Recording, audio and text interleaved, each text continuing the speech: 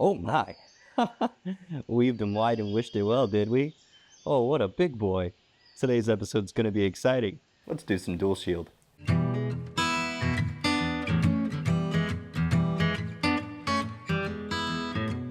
Welcome back to the Joy of Welding, everyone.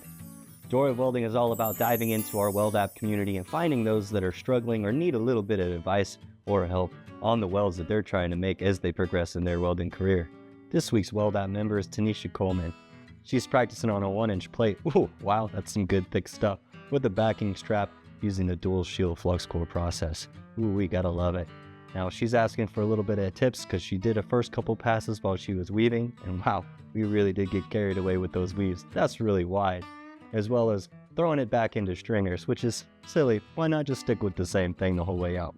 Regardless, asking for any tips, and I've got a couple for you, especially on that cap. Don't love that band-aid we put up the middle.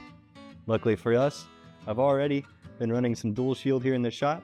Let's cut some new plates. Now we all know that metal doesn't grow on trees, so we've got to get the most out of each plate, especially as we're practicing these coupons.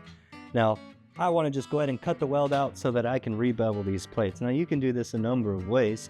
You can use a grinder, you can use a cutting torch, you can use a plasma cutter like I'm opting to with the Thermocut Extra Fire 85. Wow, that's fun. Gotta love a good plasma cutter. It's gonna zip right through this lickety split. And it's just the fastest thing that I have in the shop to get through this 3/8 plate and keeping that thing straight. We're gonna use this square as a bit of a fence. Find a nice square edge on the material, use our drag tip, make contact with it.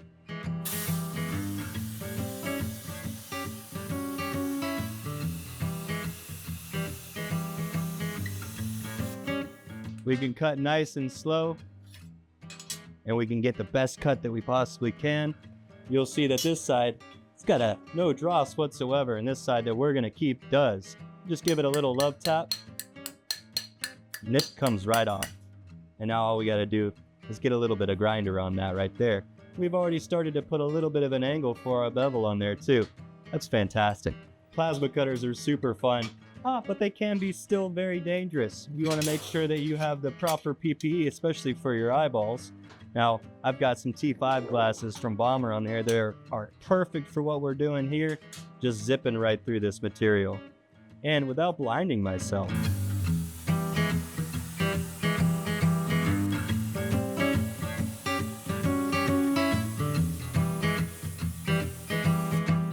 That plasma cutter is just ripping through stuff.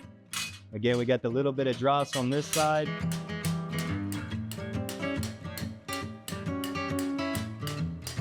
With a little love, it all comes right off and we're ready to grind. Fantastic. That's how you'll get the most out of each plate. We want to cut each weld out. That way that we can do the same weld over and over and over again and get the most out of the material that we paid some good money for.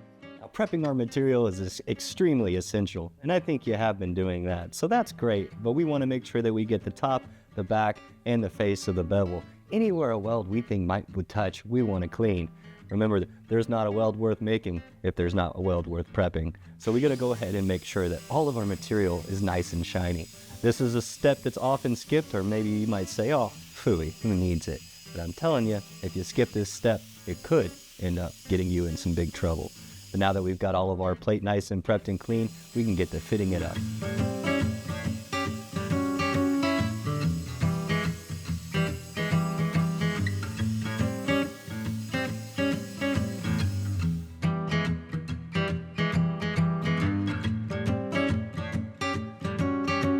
Before we get set up to tack anything, we might as well get the machine powered on and set up to weld.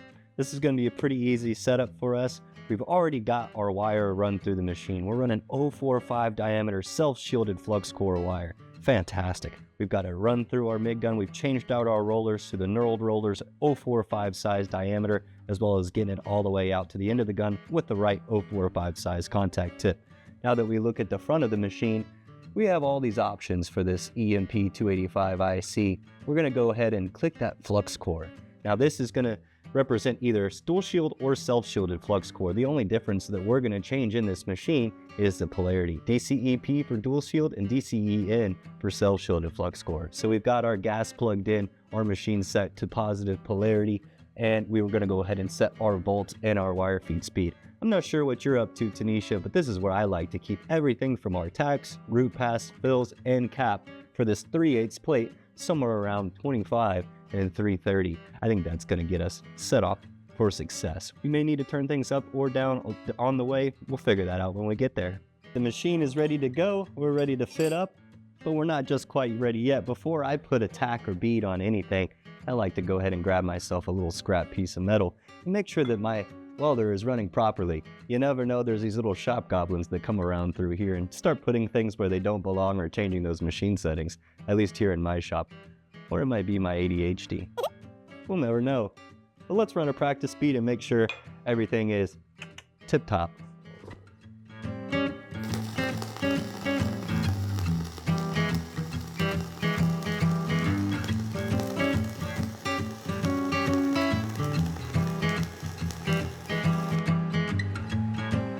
Give everything a nice little chip, because you never know until you're done getting that slag off what that bead might hold into it. Might see some porosity after the fact. But everything's looking nice and pretty. The weld's laying down just fine. You might want to change the settings in your hood to something a little darker, as this dual shield flux core is pretty bright. We're running an 11 shade here in this Sentinel hood. Let's tack. Now, doing all that stuff by hand as far as plasma cutting and grinding isn't always ideal. I'd much rather use a torch beveler or something along that nature, but hey, you could always get by with just a grinder. Now, I've got my 1/4 inch backing strap here cleaned on one side. I'm gonna go ahead and set that right down here in the center. And then I've got some scrap pieces of the same 1/4 inch material so that I can make sure that everything is nice and flat. Once those are in place, I'll be able to set my plates accordingly, exactly where I want them to be. Now, we don't want any gaps in between our plate and our backing strap, but we do want a gap in between the two materials. So we might be looking for somewhere between 5/32, maybe 3/16, up to 1/4 of an inch kind of gap in between these two plates. Once we see that the gap is even all the way across, and we notice that we don't have any gaps and everything seems to be lined up and nice and even, we can go ahead and put our tacks in. But again, we want those gaps to be nice and even from bottom to top. That way, when we get to our cap, that the cap is going to be the same width from bottom to top. Let's go ahead and make sure that everything is nice and right where we want it. And then we're going to take our gun here and we're just going to put a quick little boop right here. Oops. Don't forget that ground, silly. Put that on our table here. Go ahead and push that out, break it off. Let's put our little dupe right on this first plate. One little dupe. Two little dupes connecting each plate to the backing strap. I'm going to apply pressure to make sure there's no gaps. Put a little dupe. Put a little dupe. As we got our dupes on there, we want to make sure that those are going to end up being nice and solid. So we're going to go ahead and put a couple little stitch welds, about 1 inch long. Nothing too crazy or heavy. We just want to make sure that everything stays in place as we weld.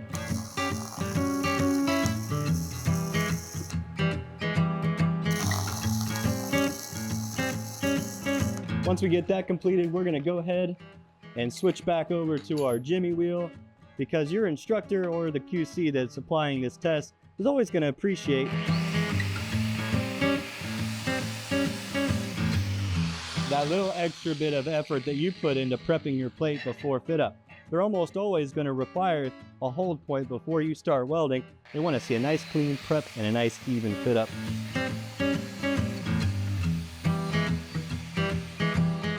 With none of that slag or smoke distracting them from the beautiful plate that we put together. Now that this is all prepped and ready to weld, we'll go ahead and tack it in the 3G position, which is that vertical up.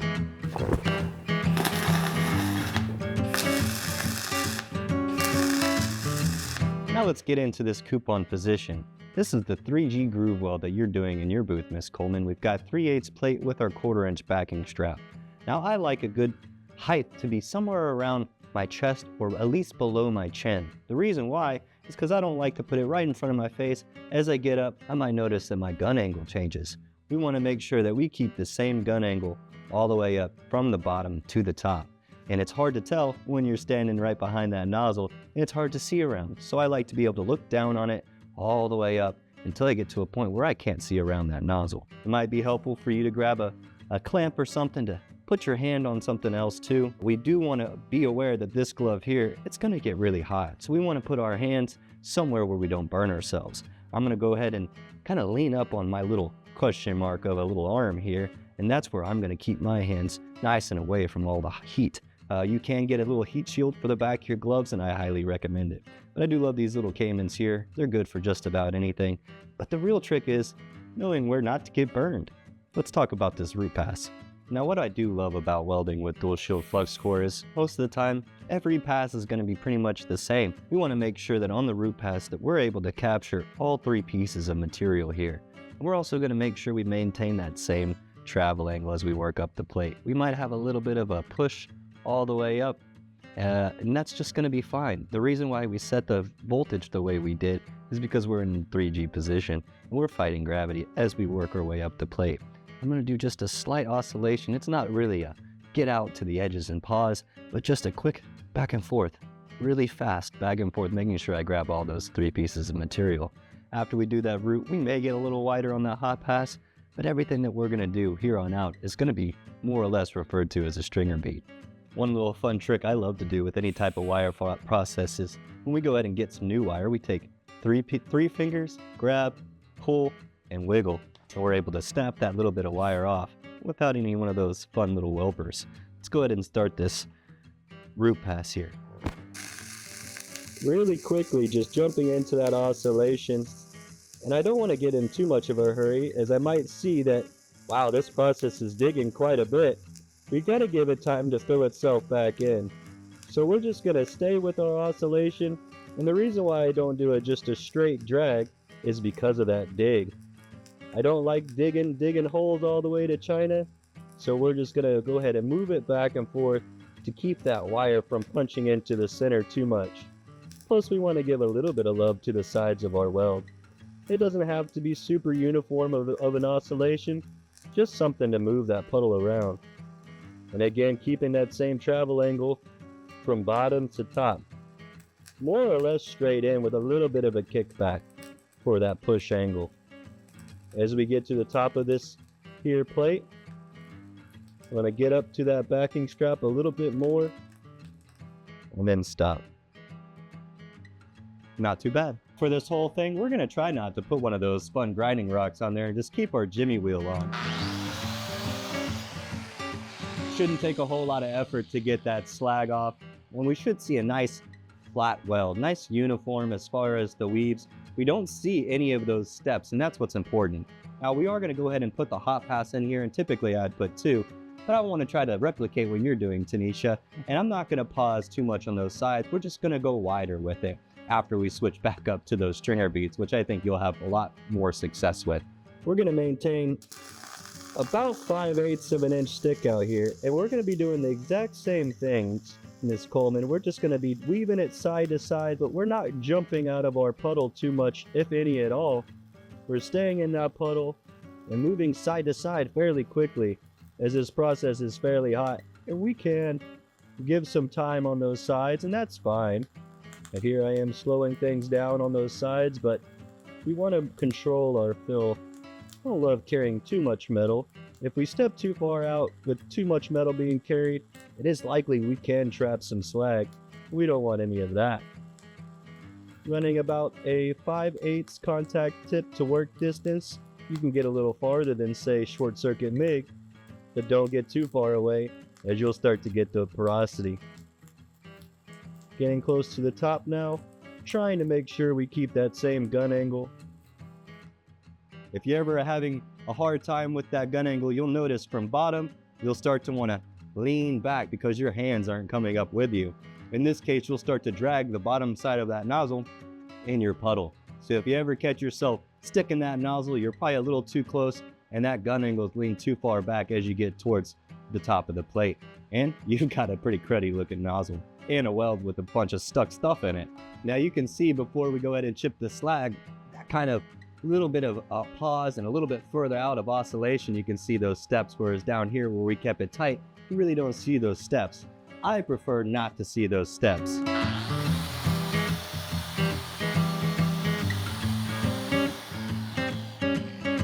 I like a nice solid bead because nothing can live in hell, and if we're stepping too far out, we're losing a little bit of our heat in that process. And notice this thing isn't so wide and so much filled in. We still have one more fill to accomplish before that we can put a cap on this, but I just want you to take some time to appreciate what technique that you're actually trying to accomplish here. We don't need to weave them wide and wish them well too much. We got to stay a little bit in control. There is a bit of a tolerance to some of these codes and standards where you can only weave it so wide. So why practice that way? Now moving on to these fill passes, it's looking like, again, we've got to see how much it takes to actually get nice and full. We want to make sure that we have a nice flush pass when it comes to getting this up ready to cap. If we have it too far out, then we're going to have too much of a cap. If we have it too low, then we're going to be under. And I noticed your cap had that low spot in the center, and that's why you ran that stringer right up the middle. Let's try not to do that, and if we do have to do that, we'll do it on the pass before the cap so that we can cover it up and make sure that cap looks nice and pretty. Let's go ahead and start putting these fills in. We've got a lot of metal down underneath and not have to worry about just that 1/4 inch backing strap, so we may get away with just a drag and really pile in some metal. We're going to go ahead and shoot for 2 beads, but I can probably tell you the width of these bevels, we're going to need to either put a 3 in there or do what you did and go ahead and put that 1 right up the center, which I think honestly might be the best way for us to get that right appropriate crown for this weld. So now we're doing 0 motion. We're making sure that our weld stays inside those bevel edges. One thing that I noticed on your cap is, wow, we were really wide. And we already went way outside the parameters of our edges of our bevel. We want to keep everything just as wide as our bevel and not do any more welding than necessary. That'll help save time, money, consumables, gas, the whole 9 yards, if we're able to accomplish the same weld with less welding. Isn't that fun? So again, I'm not doing any motion. I've got a lot of metal underneath me where I'm able to just kind of sit on things and just let things fill in, not overthinking any of it. Sometimes we just need a little scrape. We don't need a jimmy, nothing. But if there's any slag stuck on the sides, we will get that jimmier out.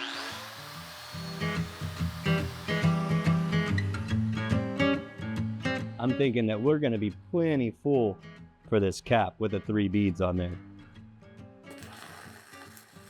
Just really watching this right side now, making sure that I don't let my bead step outside those edges. I might even have to speed up considerably, as I don't need to overfill this plate either.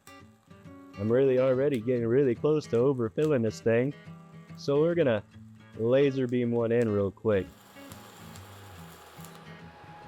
Wow, that was a fast one.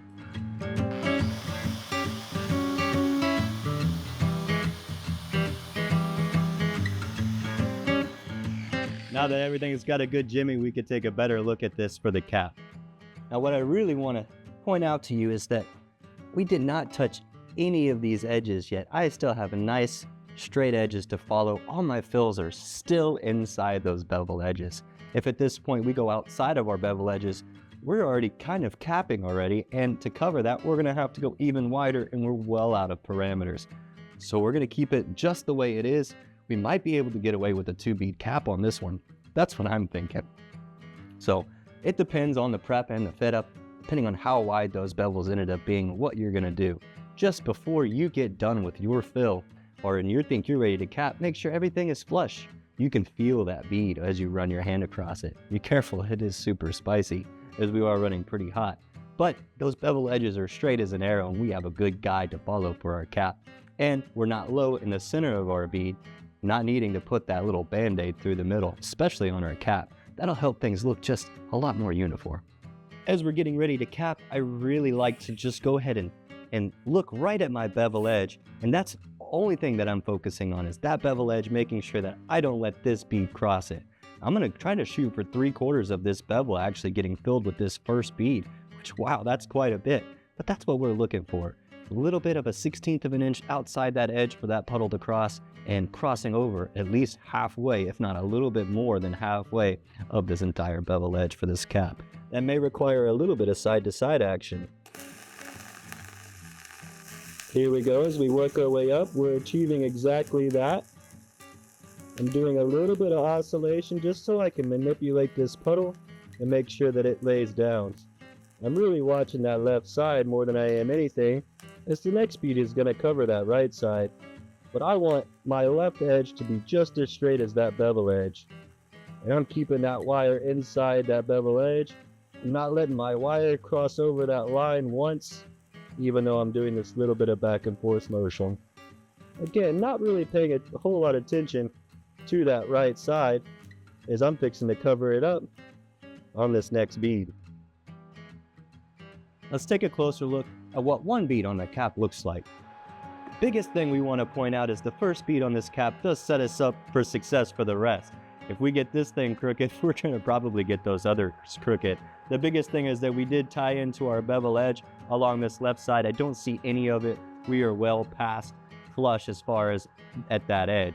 And that bead does cover more than half of the puddle, or the bevel, excuse me, so that we're able to put this second bead on, and that will see if whether or not you needed 3 or you needed just the 2 for this test.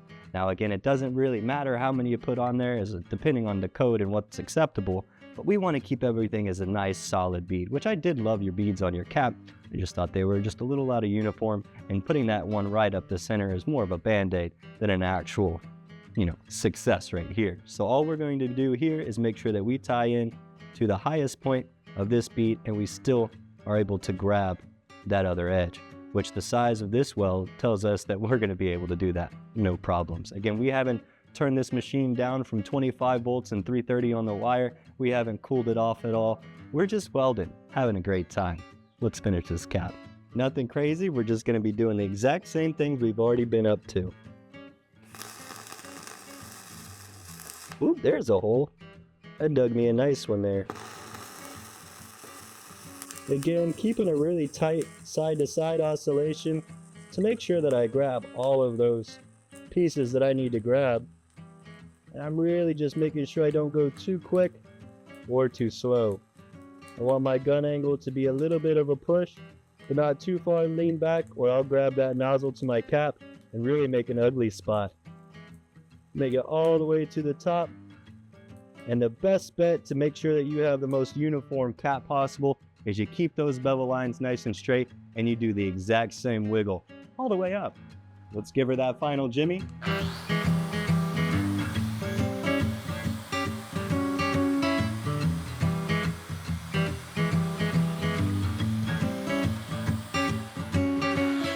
And I really like to push my wire wheel into the toes of my weld. If there is anything that's trapped or kind of stuck in the corners, we can really wrestle at it and get it out with this wire wheel.